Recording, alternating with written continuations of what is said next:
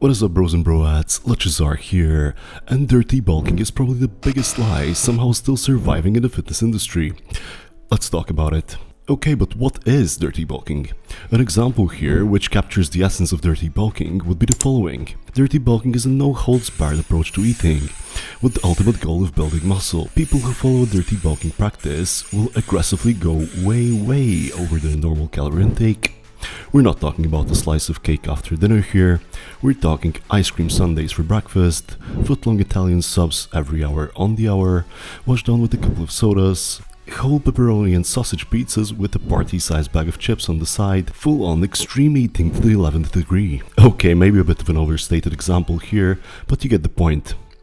It basically entails an approach of eating above your maintenance, normally incorporating flexible dieting, whereby one does not really have a set assortment of foods, but rather solely relying on hitting their protein needs and quote-unquote making sure they're in a surplus. This normally comes in the form of eating a lot of highly palatable, high-calorie dense processed foods, and usually entails in notable rapid changes on the scale week to week or month to month.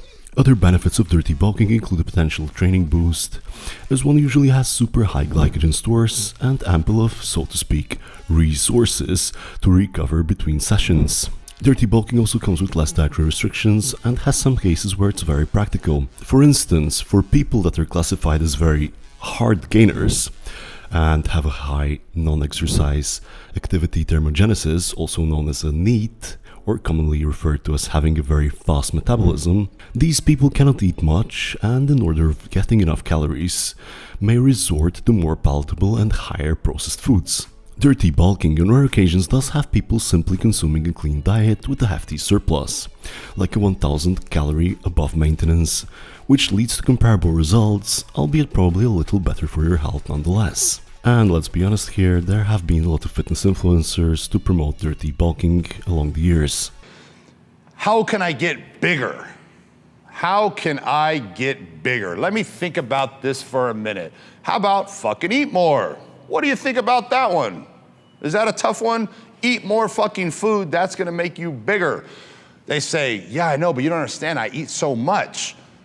Okay, you need to eat more. Yeah, but I already eat, 5 times a day, man. I can't eat any more than 5 times a day. Okay, you are wasting my fucking time. You are wasting your time, and you're pissing me off. How do you get big? Well, everybody knows the answer. Eat more. Yeah, but I eat, 5 times a day. Is it working? No. Well, eat more.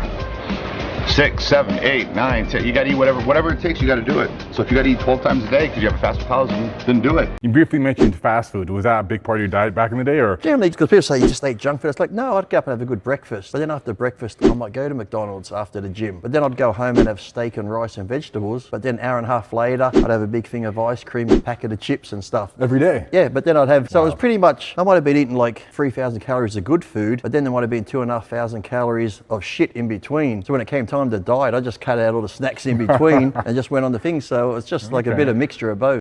Okay, but what's wrong with dirty bulking? Well, the first downside, so to speak, is that this approach leads to disproportionately high fat to muscle gain. This in turn leads to a domino effect in that more fat then equates to needing a longer period in a deficit once the bulk is finished.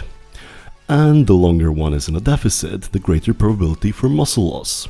An increased amount of body fat typically comes with worsened insulin sensitivity, which in turn leads to worsened nutrient partitioning, or in simple words, how your body uses resources.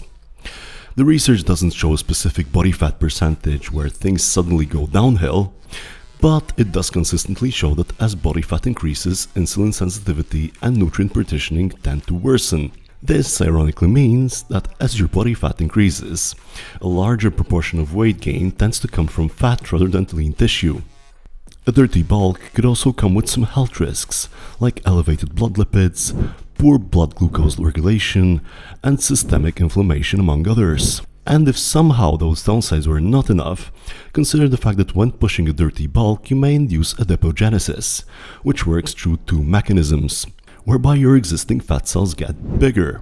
But once your existing fat cells reach storage capacity, the body commences the second mechanism, which is hyperplasia, where new fat cells are created.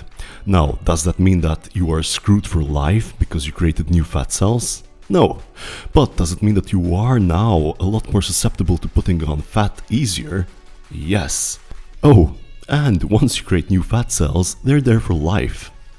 So you may empty them of their storage, making them practically invisible, but they are never going to disappear unless you undergo a surgical procedure. So what would be a better approach for putting on muscle? Now, I must insert a caveat here in that there would not be one best objective way for putting on muscle. However, there would appear to be more productive ways of going about it. I will also mention that being an ex-anorexic, I do have an inherent bias towards leaner physiques in men. So take what I say with a grain of salt. People usually refer to the opposite of a dirty bulk as either a clean bulk, or even the term Greg Doucette coined as main gaining.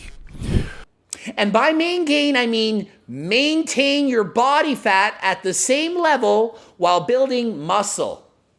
Coach Greg, I'm 9% body fat. If I'm happy with that, I keep my body fat at 9% while building muscle or while getting stronger. One would either be eating at a maintenance or a very slight surplus. Or body recomposition would mean that one stays roughly the same weight while they build muscle and burn fat at the same time. This may sound good on paper, but it is seen to work well in beginners.